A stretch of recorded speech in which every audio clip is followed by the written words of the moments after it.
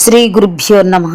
మద్గురుదేవులు చినరామచంద్రయార్ల వారి పాదపద్మములకు నమస్కరించుకుంటూ, శ్రీ సత్యానంద సత్యమయార్ల వారికి నమస్కరించుకొని, శ్రీమద్ భాగవత కృష్ణదేశకేంద్రుల వారు రచింపబడిన శక్తిద్వయ నిరాసకంబైన శుద్ధ నిర్గుణతత్వ కందార్థ ధరువుల నుండి 16వ అధ్యాయము గురు శిష్యోభయ లక్షణం నుండి 6వ కందార్థము క్రమ సంఖ్య 253. చూసి మది తెలిసి శిష్యుని ఆశయమున తగిన బోధనతనికి తెలియన్, చేసి ముదమొంద చేసిటి దేశికుడే ముఖ్యుడనుసు తెలుసుకోవోయి, కనియతగాణ్ణి కలుసుకోవోయి. చేసేను దయతో నీ ఆశ సంపూర్తిట్లు, వ్రాసైతే వేసుకోసు సేవు తార్కణ తెలుసుకోవోయి,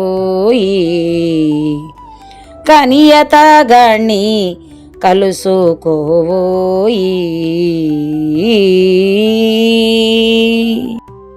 శ్రీ గురుభ్యో నమః.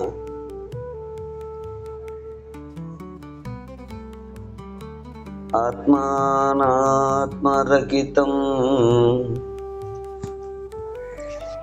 అచల పూర్ణోపదేశికం,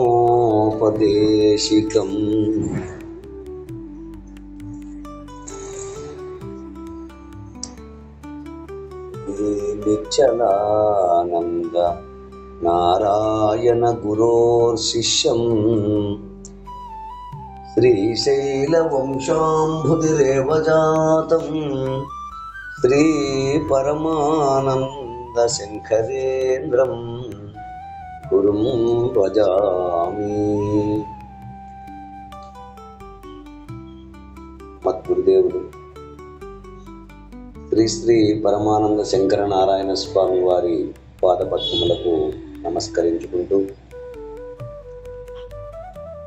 శ్రీమద్ భాగవత కృష్ణదేశకేంద్ర ప్రభువులచే విరచితంపైన శక్తిద్వయ నిరాటకంపైన శుద్ధ నిర్గుణ తత్వ కందార్థ ధరువులు 16వ అధ్యాయము గురు శిష్య ఉభయ లక్షణము నుండి ఈరోజు మనము 6వ కందార్థాన్ని విచారించుకుంటున్నాము.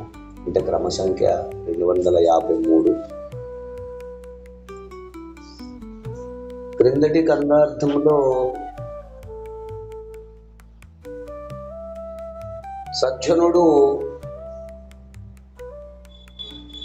గురుమూర్తికి దూరముగానున్నను బోధ వినినచో ఆ బోధను కోరి గురువు వద్దకు చేరును.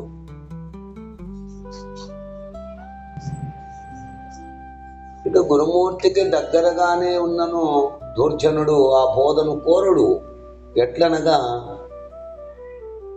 తుమ్మెద తామర పువ్వుకు దూరముగానున్నను ఆ తామర పద్మం వద్దకు వచ్చి మకరందమును తీసుకును, కానీ ఆ పద్మములకు దగ్గరగానే ఉన్నను ఆ కప్పలు ఆ మకరందమును తీసుకునే విధానము తెలియక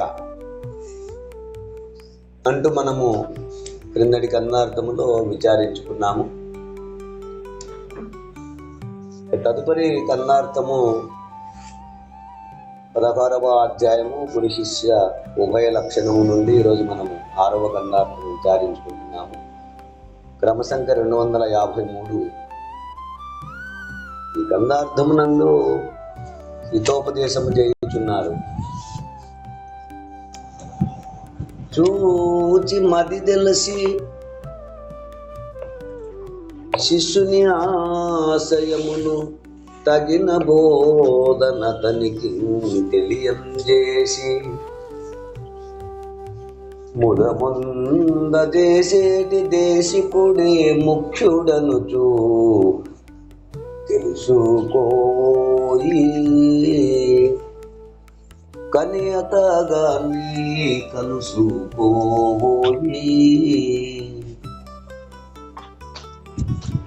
చేసి నీ దయతో నీ ఆశ సంపూర్తిట్లు, వ్రాసైతే వేసుకో చూచేవో తార్ఖానా తెలుసుకోబోయి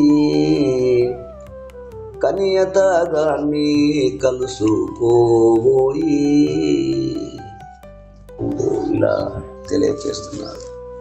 శిష్య, సద్గురుదేవా వివరించండి నాయన. చూసి తన ఎందుకు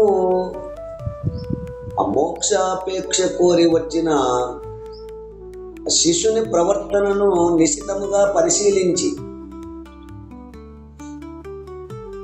చూచి అనగా తన యొద్దకు మోక్షాపేక్ష కోరి వచ్చిన ఆ శిష్యుని ఆ ప్రవర్తనను నిశితముగా పరిశీలించి మది తెలిసి అతని మనస్సును, అభిప్రాయమును, లక్ష్యమును కూడా గమనించి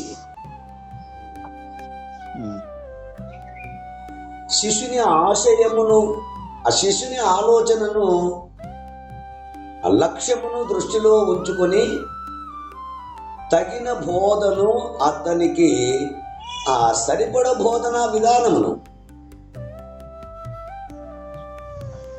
ఆ శిశుని ఆలోచనను, లక్షణమును, ఆ లక్ష్యమును దృష్టిలో ఉంచుకొని తగిన బోధను, అతనికి సరిపడు బోధనా విధానమును అతనికి తెలియజేసి, అంటే వానికి ప్రబోధించి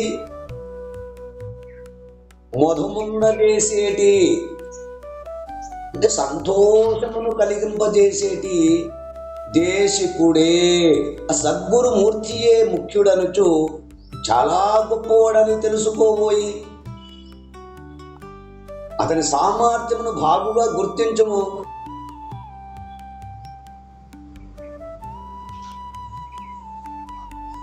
కానీ బాగా విచారించి అతగాడిని, అట్టి మహాత్ముని కలుసుకోబోయి నీకు ఎంత దూరంలో ఉన్నా వెతకి వెతకి ఆశ్రయించుము.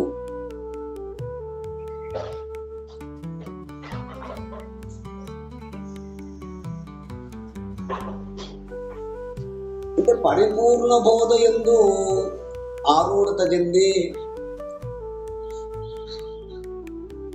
గురువు ఆజ్ఞానుసారంగా ఆదర్శప్రాయుడై తాను గ్రహించిన ధర్మమును ఆ లోక కళ్యాణము కొరకు ఆ ప్రబోధించు ఉనికి కలిగిన మహాత్ములు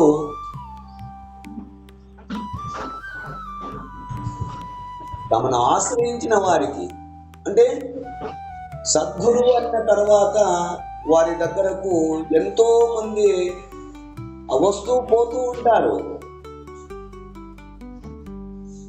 సద్గురు అన్న తర్వాత వారి దగ్గరికి ఎంతో మంది వస్తూ పోతూ ఉంటారు. వారి వారి సందేహములను అడుగుచుందురు.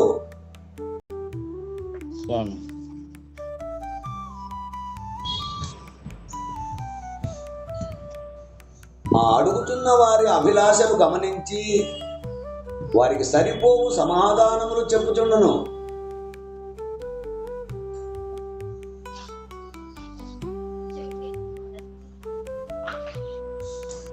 అంటే ఆ మోక్షాపేక్ష కోరి ఆ భిన్న భిన్న మార్గములలో, అంటే కర్మ, జ్ఞాన, యోగ, భక్తి మార్గములతో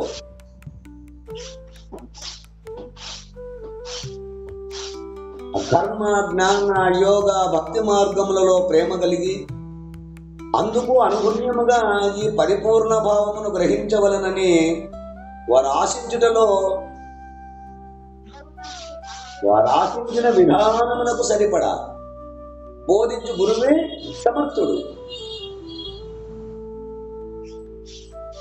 అని తెలిసి విచారించి అట్టి వాణిని గుర్తించి ఆశ్రయించుము.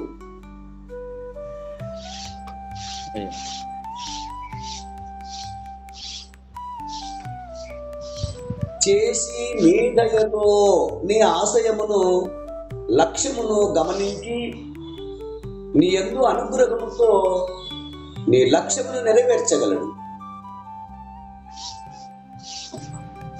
నీ ఆశ సంపూర్తి ఈ విధముగా అతన్ని ఆశ్రయించుట చేత నీ లక్ష్యము నెరవేర్చును. ఇట్లు వ్రాసితే ఈ అనుభవంతో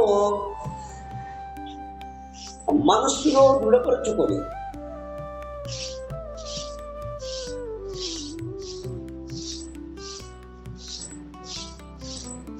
అయితే వేసుకో, నీకు అంగీకారం అయితే పాటించు.